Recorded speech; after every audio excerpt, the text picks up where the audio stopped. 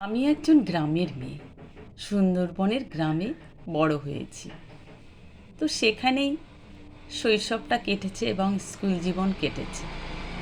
তো শৈশবে আমাদের গ্রামের স্কুলটা ছিল 3 থেকে 3.5 মাইল দূরে। তো সেখানে সেই স্কুলেই আমরা হেঁটে হেঁটে স্কুলে যেতাম। তো কিভাবে আমরা পড়াশুনো করেছি সেইটাই আপনাদের বলতে চাই। গ্রামের পরিবেশ, হাঁটা রাস্তা, গাড়ি ঘোড়া ছিল না, তবে এখন কিছুটা উন্নত হয়েছে। আমাদের ছেলেবেলায় ছিল না। আমরা ওই 3 থেকে 3.5 মাইল রাস্তাটা হেঁটে হেঁটেই যেতাম। শহরের মতো নয় যে বাবা মা হাত ধরে বাচ্চাদের স্কুলে নিয়ে যেত আর সুন্দরভাবে তাদের রকম রকম টিফিন গুছিয়ে দিত। আমরা সেটা চোখেই দেখিনি। টিফিন বলে কি জানতামই না। তো গ্রামের যে বড় দাদা দিদিরা ছিল, তাদের সাথেই আমরা পিছন পিছন স্কুলে চলে যেতাম। বাবা মা দিয়ে আসার কোনো পার্টি ছিল না।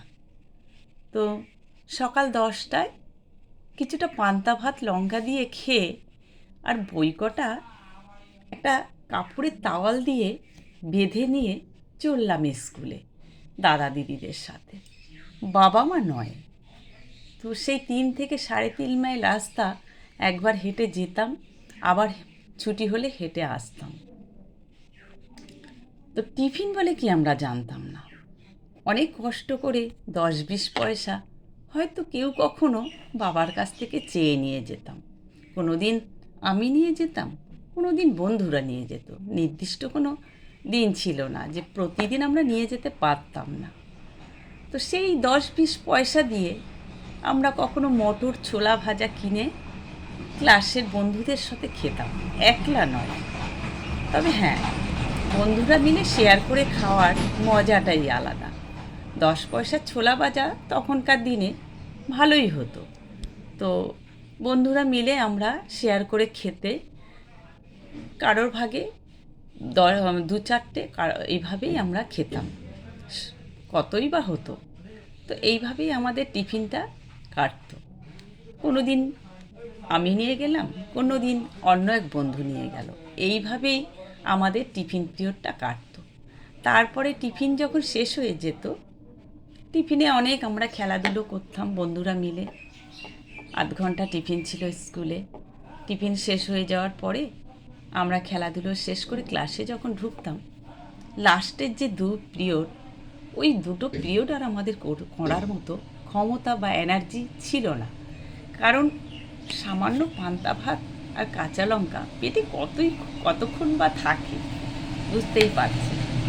তো ওই লাস্ট পিরিয়ড দুটো করতে গিয়ে চোখে যেন আমরা সর্ষে ফুল দেখতাম, মাথা ঝিমঝিম করতো, আর এনার্জি ছিল না, আর লাস্টের পিরিয়ড দুটো করতেই ইচ্ছা হতো না। তা কোনো রকমই মনে হয় কখন ছুটি হবে, কখন ছুটি হবে, এটাই মনে হতো। ছুটি হলেই বাড়ি ছুট, এরকম একটা মনে হতো, মাথা ঝিমঝিম করতো। কখনো পিছনে বসে মাথা ধরে বসে থাকতাম। আর ক্লাসে স্যার মশাই লাঠি হাতে নিয়ে বড় বড় চোখ করে দেখতো কে কোথায় আমরা বসে আছি মাথা নিচু করে। অমনি অমনি লাঠি ধরে স্যারের সে কি তাণ্ডব, তুলে দাঁড় করাতো, বড় পড়া ধরতো। তখন তো আর পড়া করার মতো বা বলার মতো এনার্জিই থাকতো না। তো কোনো দিন বলতে পারতাম, কোনো দিন না হয় 2-4 বেতের বাড়ি হাতের উপরে পড়েই যেত। তো যাই হোক, এটাই হলো আমাদের স্কুল জীবন। তো সেই স্কুল জীবনের কথা মনে পড়লে, সত্যি কথা বলতে আপনাদের কাছে বলতে এসেছি, খুবই মজা লাগতো। যেমনি কষ্টও হতো, তেমনি মজাও লাগে ভাবলে। মনে মনে আজও ভাবি সেই স্কুল লাইফের কথা।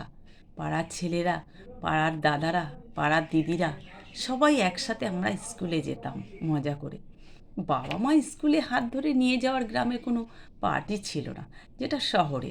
এখন যেটা বুঝতে পারি, দেখতে পারি, শহরে বিয়ে হয়েছে কি না, মায়েরা সন্তানদের জন্য আর নিজের সন্তানদের কত সুন্দর সুন্দর টিফিন, এগরোল, চাউমিন, ডিম টোস্ট, ভালো ভালো বিস্কুট গুছিয়ে দিয়ে গরম ভাত খাইয়ে তবে শহরের মায়েরা সন্তানদের স্কুলে পাঠায়। কত সাহায্য করে মায়েরা, যেটা আমরা ছোটোবেলাতে পাইনি। তবুও কিন্তু গ্রামের ছেলে মেয়েদের মেধাটা কম ছিল না, তাদের ব্রেন কম ছিল না, তাদের পড়াশুনোয় কিন্তু কম ছিল না। গ্রামের ছেলেমেয়েরাও কিন্তু ওভাবেই ভালো ভালো রেজাল্ট করেছে, যেটা শহরের ছেলেমেয়েরা সবাই পারেনি। তো এই হলো আমাদের শৈশবের স্কুল জীবনের কথা। অনেক দিন পরে মনে পড়ল যে ছেলেবেলায় কীভাবে পড়াশুনো করেছি, কীভাবে স্কুলে গিয়েছি ওই 3 থেকে 3.5 মাইল রাস্তা হেঁটে।